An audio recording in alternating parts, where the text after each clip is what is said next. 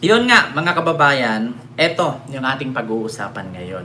Nako po, ano nga ba yan? Mga kababayan, ito po yung kinakatakutan ni Sarah. Yung kinakatakutan ni Sarah po, mga kababayan, ay patungkol po dito sa interview ni Trillanes na mismo, mga kababayan, si Senator Trillanes na mismo nagsabi na ready, handa na siyang ipakita ang listahan isa-isa sa mga tagong yaman or ill-gotten wealth ng mga Duterte, especially kay Sara. Patay ka diha. Nako, mga kababayan, inamin pa naman ni Sara na totoo daw yan. May mga bank accounts. Nakita daw niya yan isa-isa. Meron daw siyang accounting dyan. Pinuntahan daw niya yan. Nako, Ma'am Ginger T. Ma'am Crisanta. Ayan, mga naan. May galap shoutout po kay Ma'am Aurelia Soriano. Hello po dyan.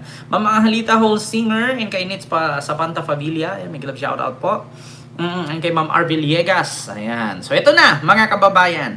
Pakinggan po natin yung interview mismo ni Senator Antonio Trillanes na kung saan, mga kababayan, ay, nako po, si Antonio Trillanes mismo nagsabi na handa na daw po siyang i-representa or i-presenta, mga kababayan, itong listahan. Naku po, ito pa naman, mga kababayan, yung nanginginig si Digong, di ba? Yung naalala niyo yung nanginginig si Digong sa Quadcom na naalala niyo? Ganon, yeah. So, anong kapalit, sir? Anong kapalit, sir? Sampalin ko siya sa publiko. Naalala niyo yon? Iyan, Sir Kent, ang sinabi ko, hindi nila kaya si Trillanes. Nako, ilihis na naman yan, mga fake na vloggers. Diba? Nako. Ang problema dito, Ma'am Rosario Vicen, paano ito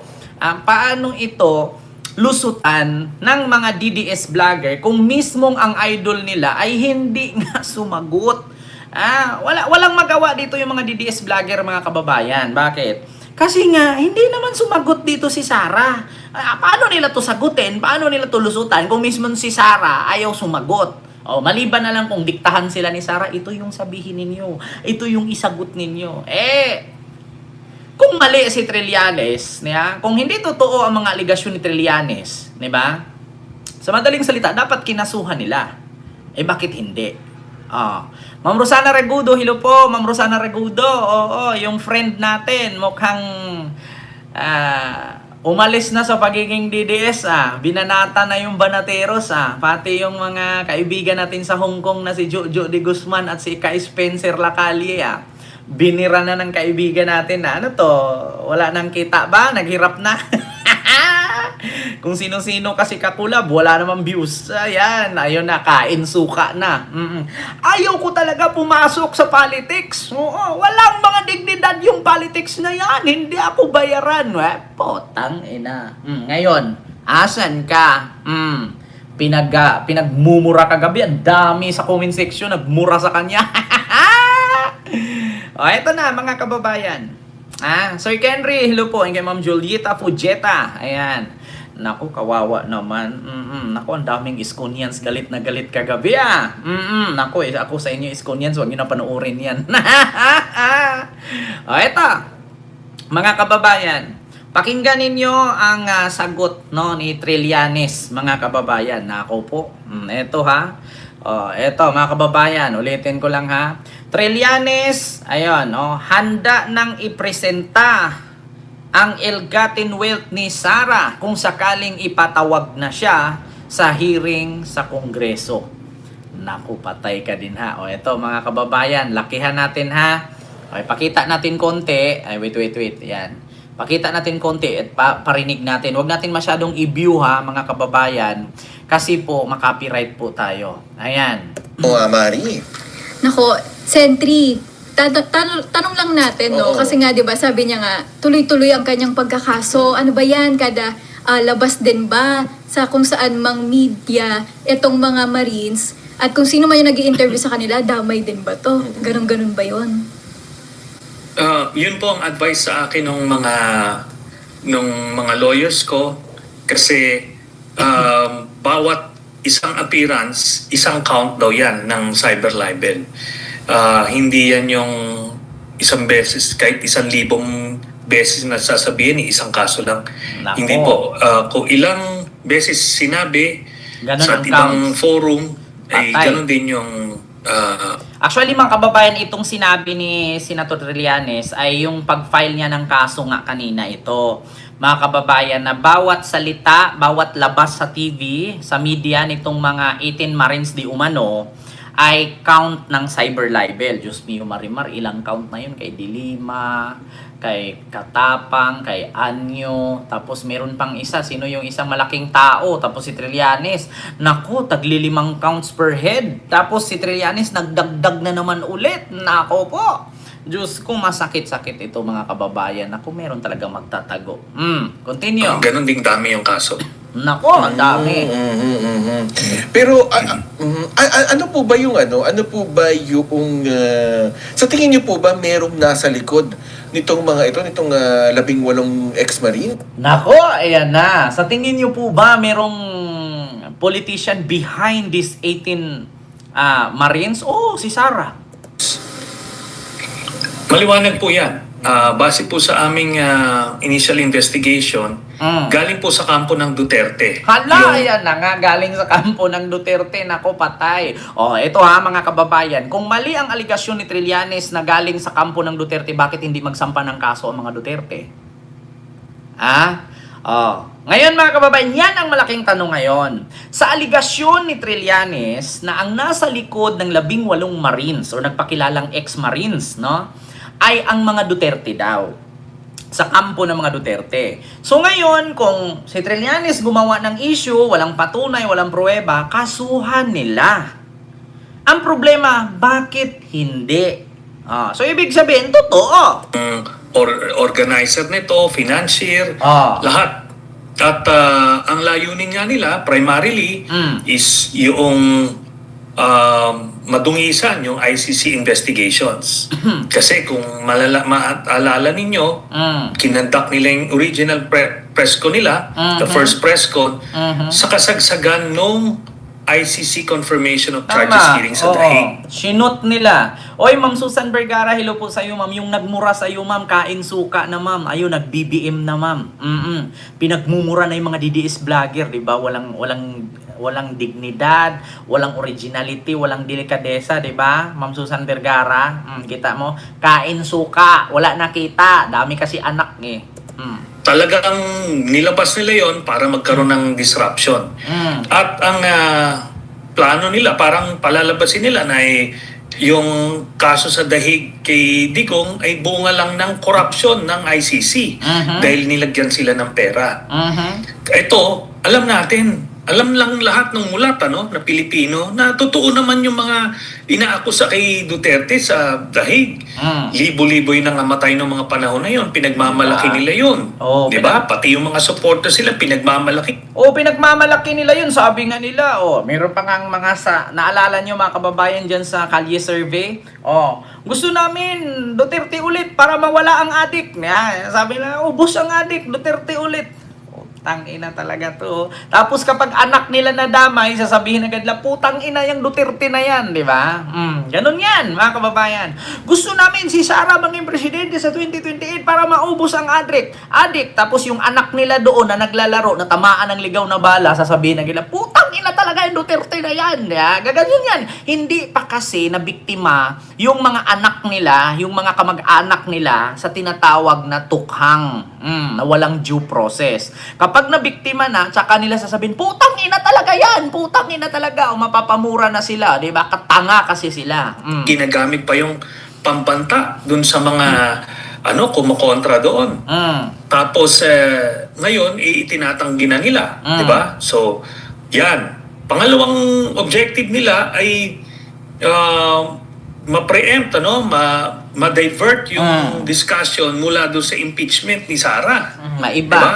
Pangatlo, ito ay destabilization. Diba, Sir John Morales? They were hoping na nung lumabas yung 18 na Marines, dating sundalo, ang mangyayari ay magdudulot ito ng pagpatalsik sa administrasyon ni President Marcos. Diba? So Oo. yan yung mga layo. Kasi mga kababayan, ang mangyari dyan, para mapagtakpan itong impeachment, mapagtakpan itong kasalanan ni Digong sa ICC, lumabas itong 18 Marines. Kasi may go signal to eh. Pag medyo lumabo-labo na at medyo bumagsak na ang mga Duterte, o sige, labas kayo ulit, magsalita na naman kayo.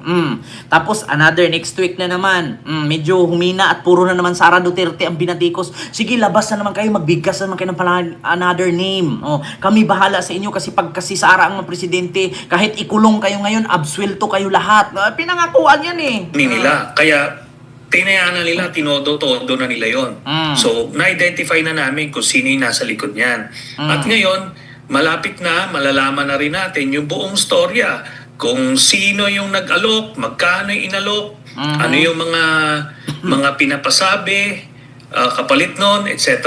So, konting tayo na lang po at isa-isa nang bibigay ang mga yan. Isa-isa nang bibigay yung mga yan. Nako, ito pa. Nabanggit niyo po yung impeachment. Hala. Ito na mga kababayan. Nabanggit daw ni Sentry itong impeachment. Ayan, mamalot hilo po. So, ano kaya ito? Pakinggan natin. Lumipat naman tayo, Sentry, ano? Ibang topic naman, Ibang Sentry. topic naman. Oo, dahil nga doon sa impeachment, go ahead, partner, mukhang may tanong ka. Mukhang excited ka itanong to. Tatanong lang natin ulit, no? At alam kong nasagot na rin naman to ni Sentry. Pero tignan natin kung ito pa rin yung stance niya, no? Lalo na magsisimula na nga yung hearing, di ba? So, Sentry, Sa 2020 sa 25 na to mga kababayan, March 25 mag-umpisa na pong kakalkalin isa-isa at i-present ang mga ebidensya laban kay Sara sa impeachment niya doon sa Kongreso.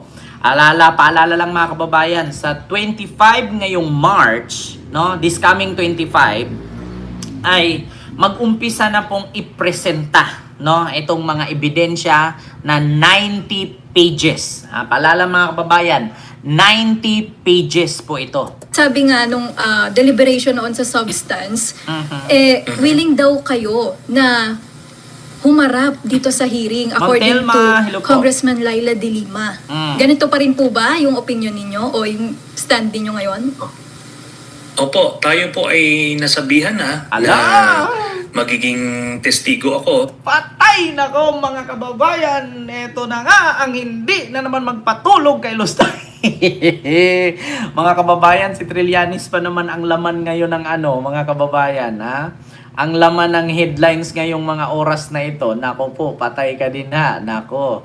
Ito na yung mga bagay mga kababayan na hindi magpapatulog kay Sara. Nako po, continue. Dito sa impeachment. So, naghanda na rin ako ng aking presentation. May nag-comment, sabi ni Ma'am Arlene Orleans, Ken, paano pag di umattend si Baleo? Tuloy. Walang problema, ma'am. Wala mang problema kahit hindi umattend si Sara. Tuloy pa rin yan. Kasi may mga witness eh. As long as meron siyang abogadong papuntahin doon na mag-represent sa kanya, kahit wala siya, at as long as merong complainant, merong witness, merong representative si Sara, tuloy ang trial. Pero ang mangyari nito, ako lang yung pambungad, no? But eventually, iba't ibang mga testigo ang kukunin pa rin to validate or corroborate. Nako. Bungad lang si Trillanes. Si Trillanes ang mag-open dyan. So ngayon, pag inopen ni Trillanes yan, lalabas na dito si ganito, lalabas na dyan si ganyan, lalabas na si ganon. Magugulat tayo, may mga surprise witnesses dyan. Nako mga kababayan, baka ito na yung time na biglang sabihin ni Sara na resign na siya. Nako po. Diyos ko mga kababayan, ito na nga sinasabi ko na, ay nako, tingnan nyo, bukas mga kababayan si Trillanes na naman yung titirahin itong mga to. Kasi headline si Trillanes ngayon mga kababayan, ngayong araw na to, headline si Trillanes. Yung pagsampa niya ng kaso sa bagong kaso sa mga Marines daw di umano. Tapos ito na yung pagsabi niyang handa siyang ipresenta, no, itong mga ebidensya or listahan sa ill-gotten wealth ni Sara. Nako pa, patay ka diya. Yung aking mga sasabihin. Isa na nga dito, yung tungkol dun sa bank accounts. Nako, yung bank account, mga kababayan, nako, kung naalala ninyo. Alam ko, mga kababayan, na panood nyo naman po siguro yung sa Quadcom, di ba, na present ni Trillanes isa-isa na nakatanggap si Pulong, si Sara, si Baste, si Hanilet, si Digong, every 6 months ng milyones mula kay Sami Uy, kung naalala ninyo, mga kababayan. At yung bank account na joint account ni Digong at Sara na may lamang 2.6 billion, correct me if I'm wrong, 2.6 ba or 2.2? Diba? As iba't ibang ahensya na mismo ang magpapatotoo nung mga aligasyon na sinabi ko. So, mga official documents na yung lalabas to validate yung mga statements na mga allegations ko simula pa noong 2016. So sa mga nagtatanong po, paano kung hindi a-attend ang mga abogado ni Sara at si Sara? Naku, diretso po yata yung mga kababayan, no? Ito explain ko sa inyo, mga kababayan. Sa pagkakaalam ko kasi sa ganitong hearing yan halimbawa hearing, kasi sino po bang naka-experience ng hearing? Di ba kapag ang kalaban mo or ang nireklamo mo ay hindi umattend, tuloy pa rin ang hearing. So, kapag hindi siya umattend una, okay lang yon. Tapos pangalawa, okay pa rin yon. Pangatlo, parang warrant na yata. Warrant na yata ang sunod mga kababayan. Ang pagkakaalam ko, ganun Una, hindi ka umattend, tuloy pa rin ang hearing. Pangalawa, hindi ka pa rin umattend, tuloy pa rin ang hearing. Pangatlo, hindi ka umattend, ang sunod dyan, warrant of arrest. Nako po. Kung sabihin, Sentry, posible maisalang na kayo sa Wednesday sa pagsisimula ng pagdinig? Wednesday. Hindi pa yata, baka sa April pa. Sa April pa. Oo. So, Actually, mga kababayan, sa April pa nga to kasi hindi naman bank account yung unang complaint doon Ang unang complaint doon yata yung kay Madriaga, mga kababayan. Hindi pa yata si Trillanes ang lalabas sa 25. Ang lalabas yata dito ay si Madriaga ata ang uunahin. Ako po. Hindi pwedeng may abogado si Sara kung walang Sara na a-attend kasi Justice Committee yan. Pre-trial lang. Wala namang i-assess ng lawyer kung walang client. Yun nga ang problema Pero okay lang naman siguro kung umattend si Sara doon tapos hindi naman siya mag-take out, wala namang magawa ang Congress. Hindi naman nila mapilit si Sara, which is katulad sa ginawa nila dati. Hindi siya na I am Sara Duterte, lahat ng sasabihin ko ay pawang katotohanan lamang at kapag ito ay aking nagre-recant ay pwedeng mangyaring kasuhan ako. Parang ganun, di ba? parang review lang ito para lang doon sa mga kababayan natin na nakalimot na yung primary allegation ko ay yung tungkol sa pagkakaroon ni Sara Duterte ng ill-gotten wealth more than 2 billion pesos Nako, sa bank 2 accounts billion. niya. Sila ni mag-asawang Manscarpio. Ala, 2 billion pesos, mga kababayan. Yan na nga ang sabi ni Atty. Ligutan. Na kapag ka ang pera mo ay sobra-sobra at saka alam naman po daw natin na ang ating Vice President wala namang sinabing may mga businesses siya at hindi naman kilala itong si Vice President Sara na may mga negosyo. So nakakapagtaka nga naman, di ba?